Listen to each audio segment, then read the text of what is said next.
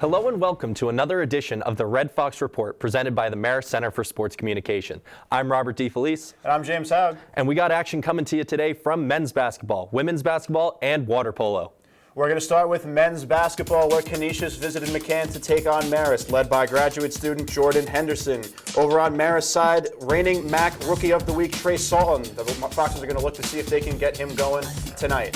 Marist up for most of the game, and Stefan Ingo make sure they keep the lead with that rejection early in the second half, one of his game-high 3 blocks.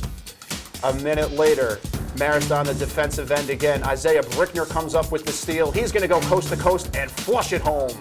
Canisius needing a timeout as the Marist lead balloons to 9 early in the second half. Fast forward to just over 2 minutes remaining in the game. This one was back and forth. Marist clinging to a 2-point lead. Some beautiful ball movement leads to a wide open shot by Isaiah Brickner, and he nails the dagger. More from Brickner after the game, along with head coach John Dunn. Everyone really just locked in down the stretch. We had a couple mistakes, but everyone kept their heads high, and it was really a team effort. We all came together and got the win at the end. I'm just proud of the guys.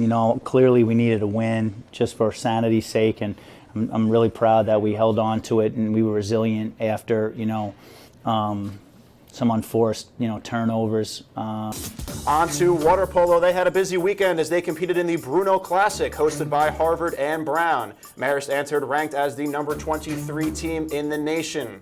It was a tough start for the Red Foxes against number 19 Harvard, but Victoria Orlova dominated with 5 goals in this first game.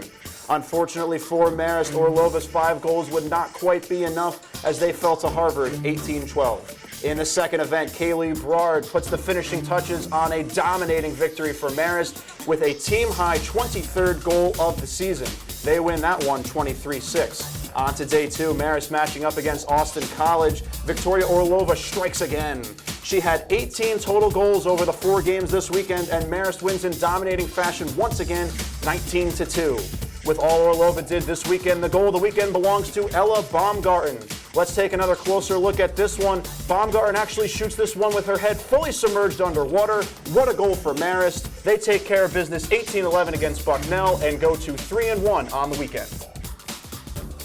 And now we are going to jump over to women's basketball as the Quinnipiac Bobcats hosted the Red Foxes, who are trying to keep their win streak alive after coming off a win against Mount St. Mary's earlier this week. Jumping into the second quarter, 3 minutes left, Marist down by 12. Maeve Donnelly hits the mid-range shot after a great pass from Kiara Fisher. Marist gets within 10. Now still in the second quarter, 1:58 left. Marist still down by 10. Fisher drains the shot off of a great screen from Donnelly. The Foxes cut the lead to 8.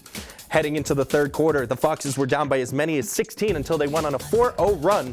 It is capped off by Julia Bonila's 3-pointer that brings it to a 7-0 run. Marist brings the deficit within 9, but unfortunately it would be all Bobcats from there as Marist falls 73-45.